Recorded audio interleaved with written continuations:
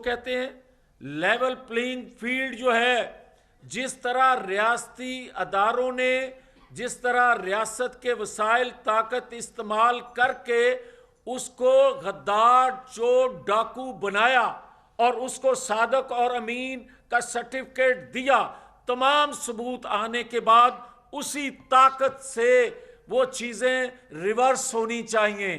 معافی مانگنے سے گزارا نہیں ہو سکتا، معافی مانگنے سے پاکستان ترقی کے ٹریک پہ پھر نہیں چڑھ سکتا۔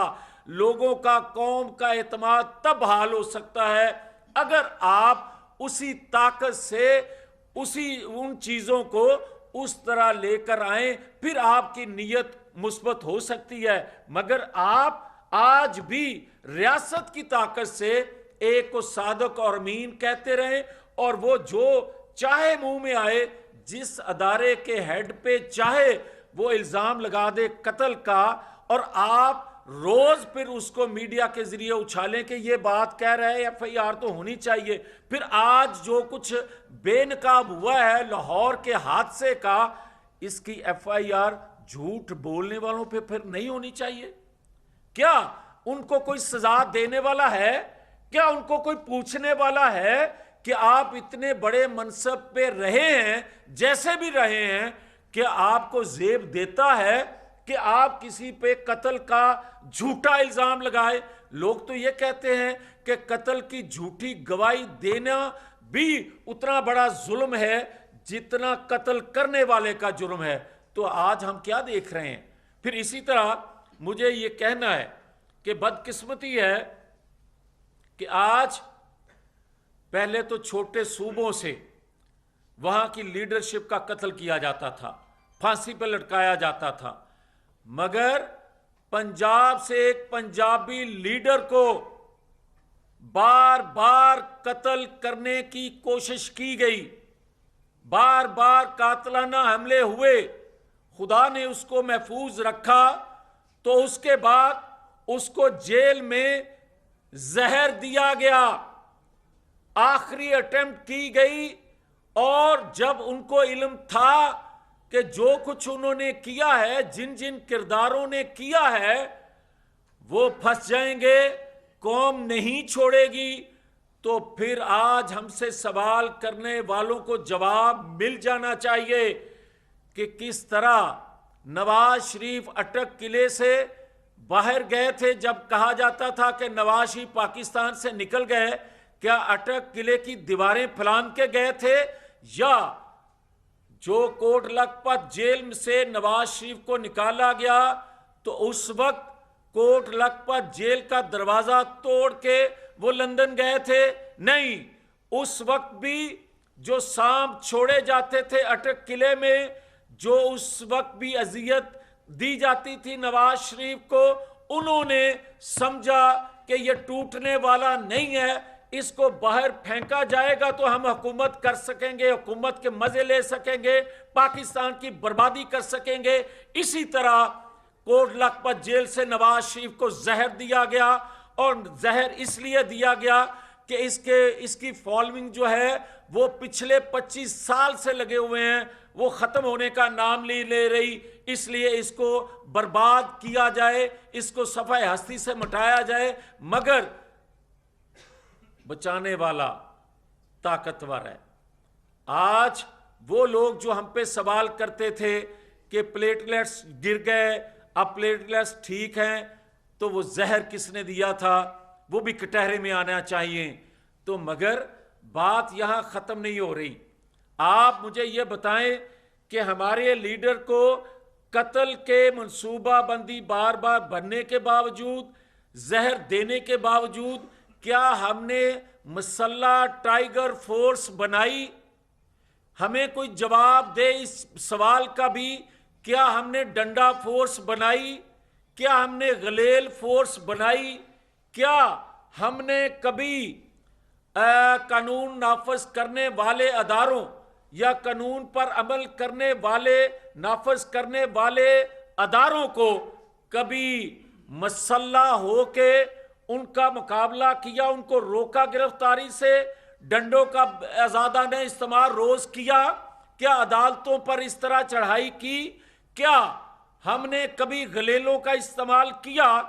اور اگر کراچی میں ماضی میں جو تنظیمیں اس طرح کا سلوک کرتی تھیں، کیا ان کے متعلق ریاستی ادارے کیا کہتے تھے اور کیا کچھ کہا گیا؟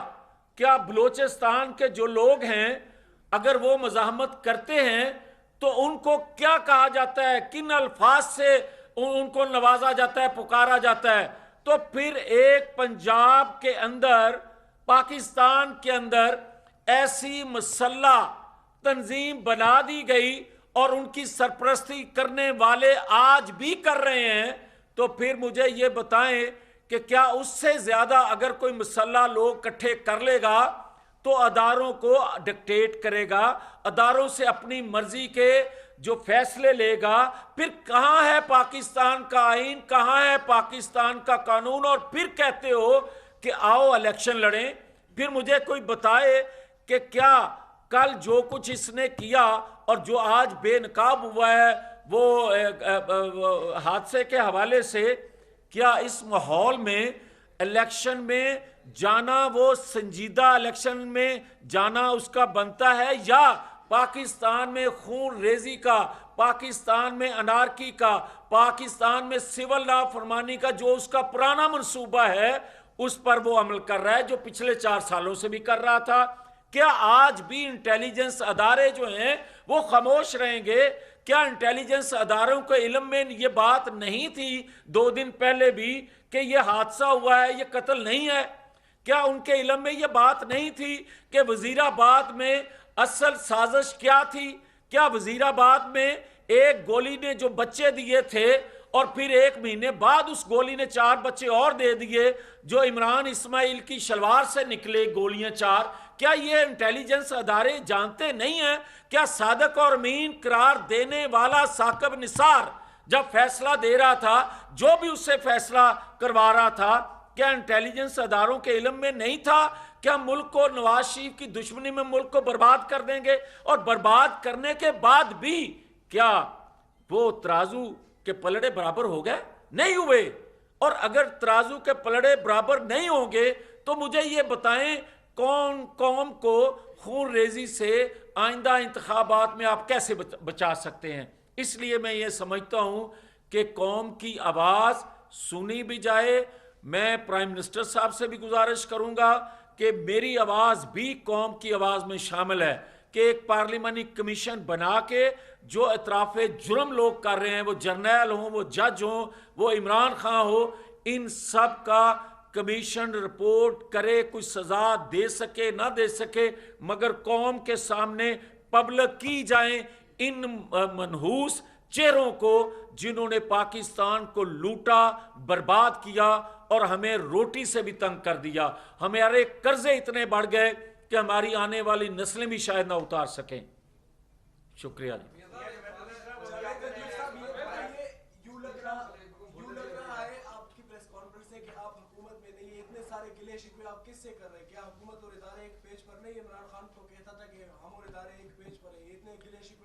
جتنے ادارے آج بھی اداروں میں بیٹھے لوگ عمران خان کو سہولت دے رہے ہیں، جو سلوک اس سے ہو رہا ہے، اس سے آدھا بھی حکومت وقت کے ساتھ سلوک ہو جائے تو جو مسائل آپ کو نظر آ رہے ہیں، جو تباہی بھلے 4 سالوں میں ہوئی اور وہ بڑھتی جا رہی ہے، وہ کم ہو سکتی ہے اگر اس سے آدھا سلوک بھی آج کر لیا جائے موجودہ حکومت سے۔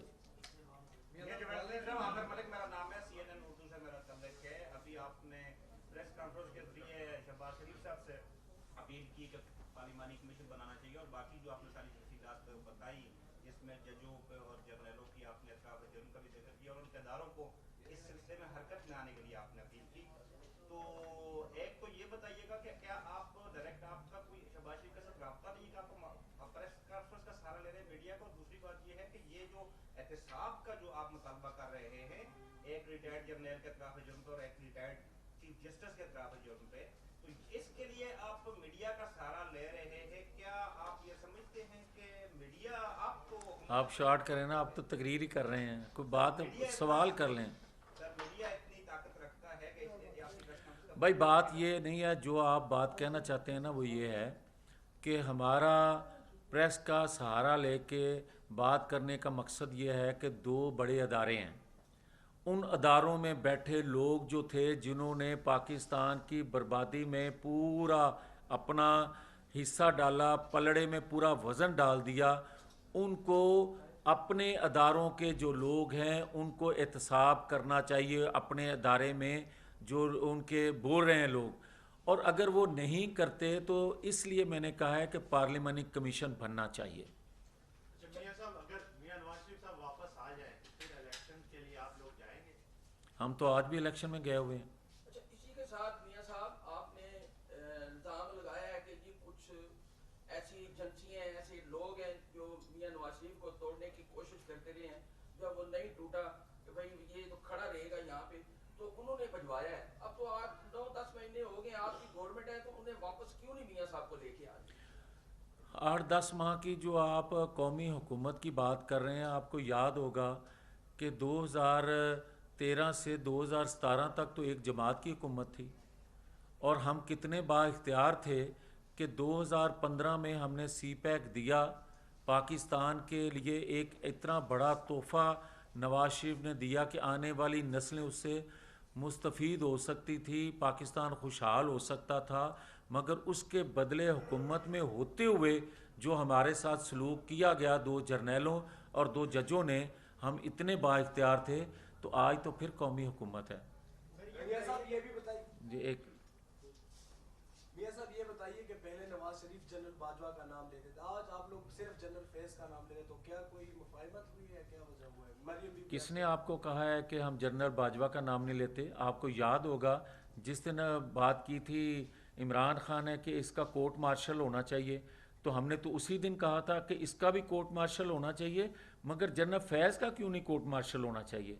हमने उस दिन बात की थी कि साकिब निसार और आसफ सईद खोसा को कटहरे में क्यों नहीं खड़ा किया जाना चाहिए। आज जो वीडियो ऑडियो आ रही हैं अदारों में बैठे दीगर लोगों की, उनका एहतसाब क्यों नहीं होना चाहिए?